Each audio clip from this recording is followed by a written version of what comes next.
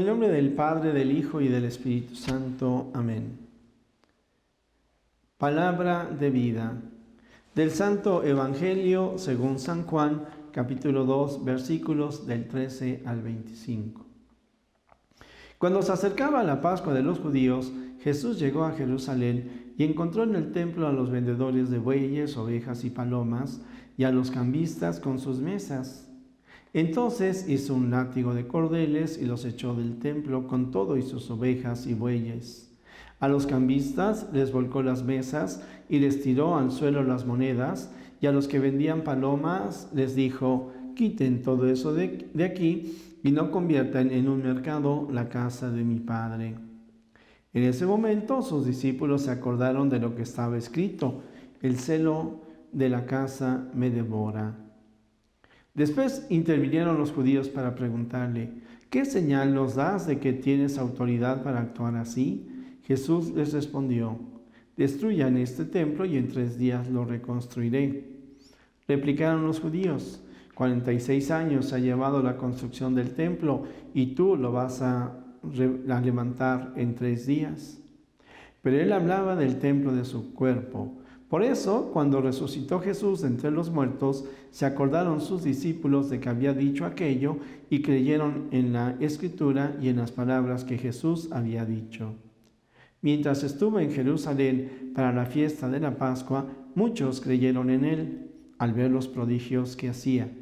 Pero Jesús no se fiaba de ellos, porque los conocía a todos y no necesitaba que nadie le descubriera lo que es el hombre, porque él sabía lo que hay en el hombre. Palabra del Señor. Gloria a ti, Señor Jesús. Hermanos, estamos en domingo, y el domingo tenemos la oportunidad de acercarnos a la misa para reunirnos con la comunidad, de acercarnos a la Eucaristía para recibir el cuerpo y la sangre de Cristo y pues para renovar nuestra alegría y nuestro gozo en familia. La palabra de Dios que hemos escuchado, pues yo la dividiría en 3 partes. Una, en donde el Señor Jesús está expulsando a los cambistas del templo. Otra, en donde Él habla de la destrucción del templo y de que ese templo lo levantará en 3 días. Ciertamente, el mismo apóstol San Juan señala, no se refería al templo, que había tardado 46 años en ser construido, sino se refería a su propio cuerpo. Es decir, ya estaba haciendo un adelanto a la resurrección.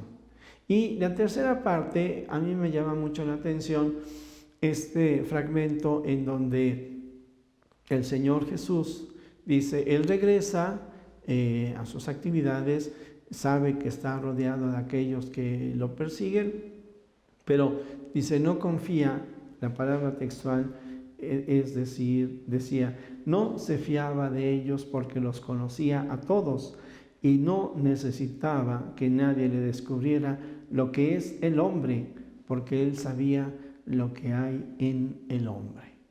El conocimiento que el Señor Jesús tiene de cada uno de nosotros, incluidas también nuestras limitaciones. Bueno, pues en primer lugar, encontramos cómo el Señor Jesús, cuando dice, quiten todo esto que han puesto en mi templo, es para que nosotros podamos acercarnos directamente a Dios, quitando todo aquello que se ha puesto en medio de nosotros y la iglesia, podríamos decir. En primer lugar, ciertamente tenemos que reconocer los errores y las fallas que de parte de nosotros en cuanto a sacerdotes podríamos haber o hemos cometido, pero también tenemos que reconocer que muchas veces las críticas exageran mucho más de lo que es real. Un caso muy fuerte, muy difícil y que nos duele y que desafortunadamente se hace presente todavía en la actualidad entre los sacerdotes, pero destacamos no solamente entre los sacerdotes y que muchas veces es un crimen mayor y no se hace nada ante las situaciones de la pederastia. No debería de darse el caso de ningún sacerdote.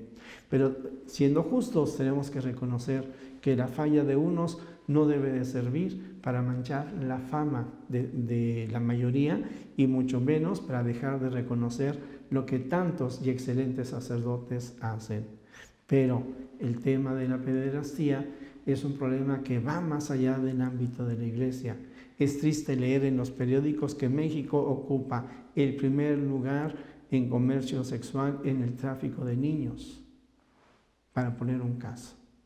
De tal manera que yo insisto, con esto yo no quiero exonerar a los sacerdotes, pero lo que yo quiero decir es de que sí hay mucha gente que puede tener una mala impresión de la iglesia y de los sacerdotes por ejemplo, de unos cuantos, que en ocasiones también algunos sacerdotes, hermanos míos, quizás cansados, son un tanto bruscos en la respuesta en la que hacen, o como el otro día una persona me decía, la iglesia está cerrada, no encuentro manera de poder hacer un momento de oración.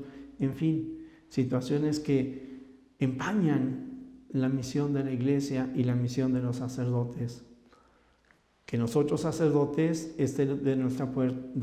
hagamos lo que está de nuestra parte para quitar todos esos escombros, pero ojalá también muchas personas se quitaran esos escollos que ellos ponen como pretexto para no acercarse a Dios.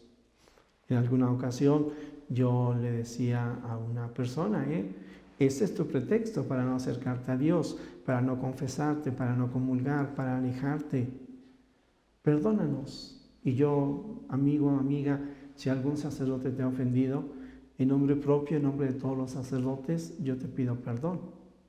Pero lo que sí te puedo decir es de que eso no te puede, si nos perdonas o no, eso no te puede servir de pretexto para alejarte de Dios.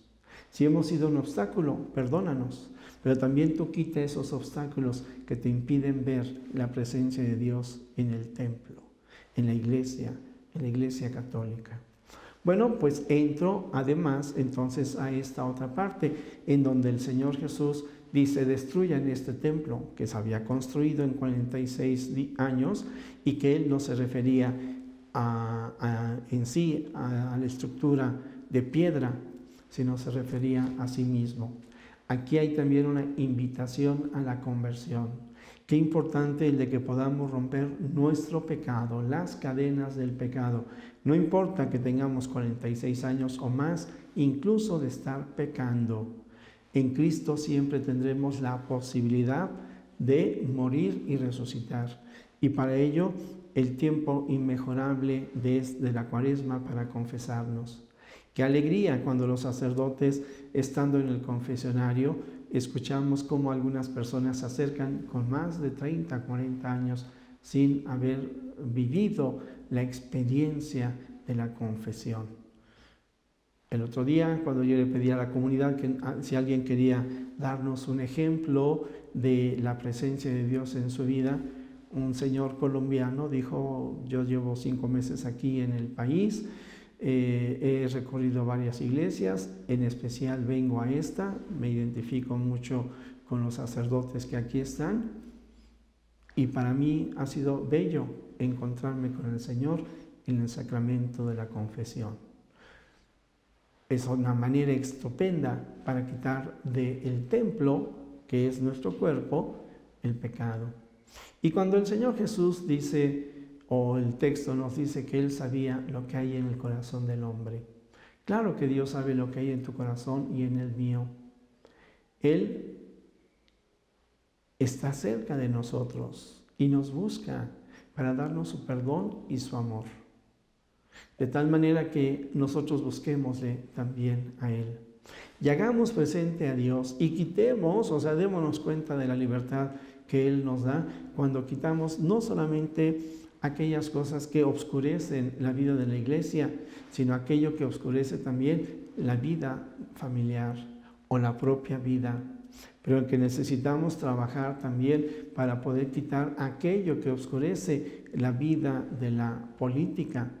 Lástima que las campañas se conviertan en una difusión de mentiras totales, pero qué bueno que cada uno de nosotros tendremos que hacer entonces un voto muy pensado, no con los sentimientos, sino con la justicia y con el bien, buscando el bien común. Necesitamos quitar la inmundicia de la economía, ahí de esa inmundicia donde hay tantos corruptos, de esa inmundicia de la economía que genera tantos pobres. Tenemos que quitar la inmundicia en el mundo del trabajo, en el mundo de la educación, en el mundo de la diversión. Pero todo esto lo podemos, queridos hermanos, porque el Señor está con nosotros, porque Él nos da la libertad e ilumina nuestro entendimiento, fortalece nuestra voluntad para que a pesar del mal que vemos a nuestro alrededor, no nos demos por vencidos. Que no seamos de aquellos que se quejan de todo, que no seamos de aquellos que se suman a las corrientes del mal, sino que en Cristo verdaderamente seamos auténticos cristianos para poder dar testimonio de nuestra fe. El Señor conoce lo que hay en nuestro corazón y por eso está con nosotros y nos invita y nos reta a conocer su palabra y a ponerla en obra y a compartir nuestra fe con nuestro ejemplo y testimonio. Todo para que este mundo sea mejor, todo para que Jesús sea conocido y amado. El Señor esté con ustedes y la bendición de Dios Todopoderoso, Padre, Hijo y Espíritu Santo descienda sobre ustedes, les acompañe hoy y siempre. Amén. Tu palabra me da vida.